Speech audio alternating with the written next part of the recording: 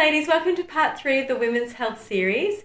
Today I thought I'd discuss progesterone, what it is, what it does. It's an amazing hormone. If you haven't gone through menopause yet, you should have enough progesterone, hopefully, to counterbalance the estrogen. And we talked about estrogen dominance in particular, some of the signs and symptoms, but progesterone allows us to be fertile. It allows us to have a healthy pregnancy. That's essentially what it's used for. But it has some other general benefits. It improves our mood. It allows us to sleep. It helps us to feel well, and it helps us to glow. So progesterone is what makes women glow in pregnancy. So if you've not got enough progesterone, generally you'll feel quite irritable, quite flat. Your skin will look quite grey.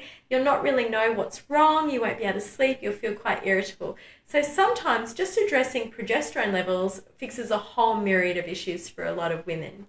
If you're going through perimenopause, progesterone levels can start to wane. And that's where those symptoms that I just mentioned can become very prominent in your day-to-day life all the time.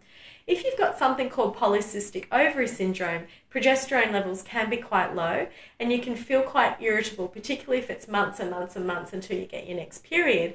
You'll feel an increasing level of irritability, weight gain, fluid retention, not sleeping, anxious. And addressing that progesterone level can really help.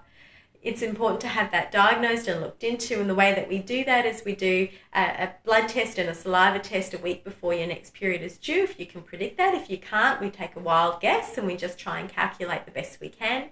And we look at your progesterone levels and we say, okay, what's imbalanced here? Is it too high? Is it too low? Is it not high enough compared to your estrogen levels? And then we can rebalance that, and we can give you natural herbs for that, or we can give you actual natural progesterone cream at times, or tablets if need be.